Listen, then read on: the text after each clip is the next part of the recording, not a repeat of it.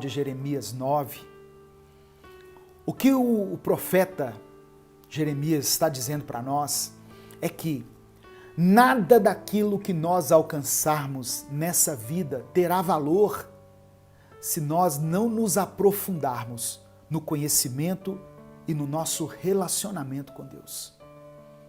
Quando o homem conhece Deus verdadeiramente, ele próprio percebe que não há motivo para se gloriar de nada nessa vida, que é uma vida passageira, pois tudo que nós conquistarmos aqui será secundário perto daquilo que Deus tem reservado para nós. E é interessante que aqui, na nossa vida, durante a nossa trajetória, nós sempre buscamos os primeiros lugares. O mundo nos convida a uma vida de competição. Não é verdade? Temos que ser os primeiros, fazer com excelência, sermos os melhores. O mundo nos impulsiona a isso. Só que o que Jesus falou? Jesus disse que aqueles que forem os primeiros nessa vida serão os últimos na eternidade. É o que Jesus falou. E os últimos aqui serão os primeiros lá. Mateus capítulo 19, verso 30. Porém, muitos primeiros serão os últimos, serão os derradeiros, e muitos derradeiros serão os primeiros. Uma outra coisa que Deus colocou no meu coração ao preparar essa mensagem foi a parábola que Jesus contou sobre um mendigo chamado Lázaro. Lembra disso? Um mendigo que pedia esmolas na porta de um homem rico. Então, enquanto aquele homem rico estava ali gozando de uma vida farta, de uma vida próspera, aqui na terra, né? O mendigo sofria todo tipo de dificuldades. Ele estava mendigando o pão. Só que na eternidade, os dois morreram, né? E na eternidade, a situação deles se inverteu. O mendigo morreu e foi levado pelos anjos para perto de Deus. E o rico? O rico morreu e foi levado para o inferno. Eu não estou querendo dizer que todo pobre já está garantido no céu, não é isso, e que nem todo rico vai para o inferno. Mas o que eu quero dizer é que a verdadeira riqueza que nós devemos buscar nessa vida, segundo as palavras de Jeremias, né, voltando lá nas palavras de Jeremias, é entendermos e conhecermos a Deus. Principalmente entregarmos a nossa vida a Ele, na pessoa de Jesus Cristo, consagrarmos a nossa vida a Deus, porque somente em Jesus nós podemos chegar até o Pai. O texto que eu li fala da glória buscada pelo homem sobre 3 aspectos: sobre a sabedoria, a força e a riqueza. Então eu quero falar sobre cada uma delas à luz da palavra e ao final falar daquilo que realmente vai fazer a diferença para nós. A verdadeira glória que nós devemos buscar. Portanto, eu peço que você que está assistindo esse momento aqui de reflexão da palavra, esse culto a Deus, que você fique até o final. E você que está acompanhando também, coloque nos comentários o seu pedido de oração, qual tem sido o principal motivo da sua angústia, da sua tristeza, da sua dor.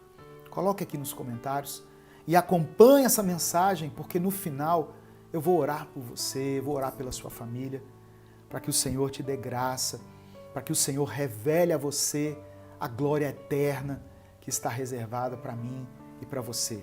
Amém? Então, a primeira coisa, irmãos, a primeira coisa na qual nós não devemos nos orgulhar ou nos vangloriar é na sabedoria.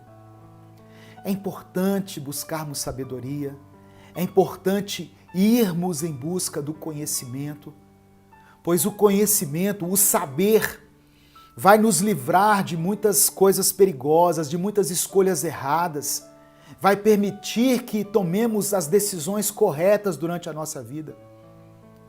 Os livros de Provérbios, de Eclesiastes, eles exaltam a sabedoria em vários momentos. Eu quero mencionar só um versículo aqui para exemplificar isso que eu estou falando. Eclesiastes capítulo 2, verso 26, diz assim: ao homem que o agrada, dá sabedoria, conhecimento e felicidade. Quanto ao pecador, Deus o encarrega de ajuntar e armazenar riquezas para entregá-las a quem o agrada. Isso também é inútil, é correr atrás do vento. Então, está dizendo aqui que Deus é quem nos dá a sabedoria e o conhecimento. Salomão, que escreveu Eclesiastes, ele foi rei quando era muito jovem. E Deus falou que ele poderia pedir qualquer coisa que quisesse. Salomão então pediu ao Senhor sabedoria. E Deus fez dele o homem mais sábio do mundo. Tanto que ele escreveu Provérbios, Cânticos e Eclesiastes. Então, a sabedoria era algo assim, era um valor precioso para Salomão, algo que ele recebeu de Deus. Só que mesmo sendo um homem extremamente sábio, no final de Eclesiastes, ou no final da sua vida, ele declara algo que soa assim como um desabafo. Olha o que ele escreveu. Estudar demais deixa qualquer um exausto. Tema a Deus e obedeça seus mandamentos, porque isso é essencial para o homem.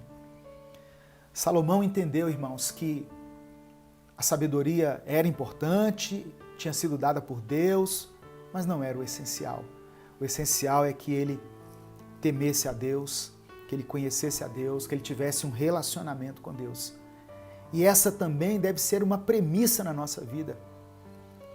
Não que a sabedoria seja algo que eu não tenha que buscar, mas acima disso, o meu relacionamento com Deus deve estar. Amém? Em nome de Jesus. Se não for bem administrado, o conhecimento pode se tornar uma ferramenta que nos afasta de Deus. Porque o estudioso, ele quer encontrar racionalidade em tudo. Até mesmo o conhecimento teológico, que é enaltecido por muitos, pode ser uma ferramenta que nos tira do propósito do eterno, do Senhor.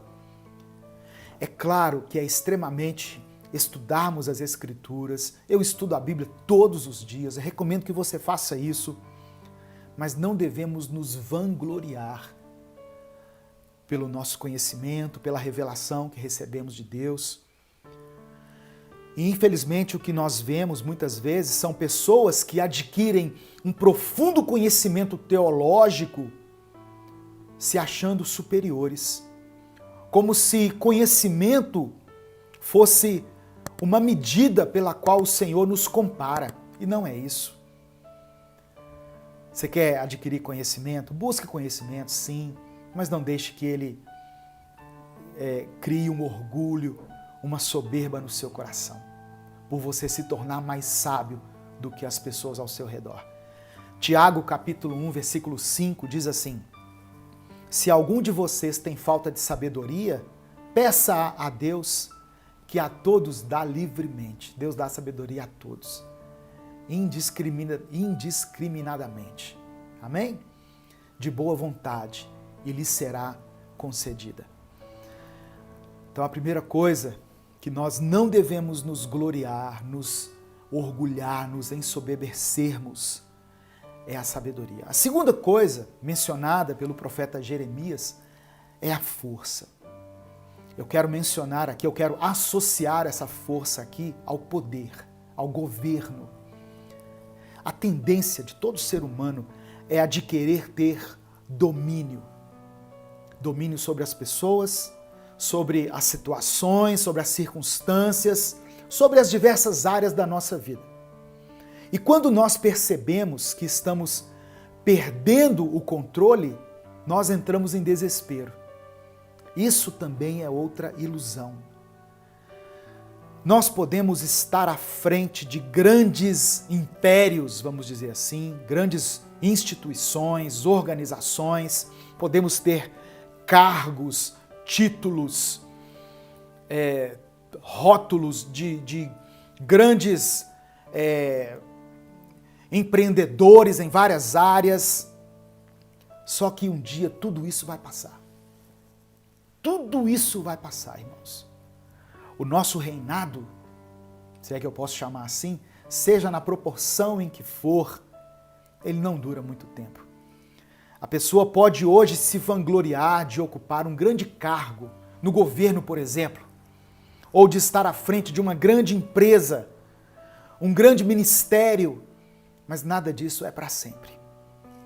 O tempo de vida do ser humano é muito curto. Se a gente viver 100 anos, é muito, não é? A palavra de Deus diz em Salmos 90 que os anos da nossa vida chegam a 70 ou 80 para aqueles que têm mais vigor. Mas são anos difíceis e cheios de sofrimento, é o que diz a palavra. Então, para que tanta soberba? Para que tanto orgulho? Todos nós um dia vamos voltar ao pó. E os nossos títulos, nossas medalhas, nossos troféus, nosso dinheiro, as riquezas materiais que acumulamos, tudo isso vai ficar aqui na terra.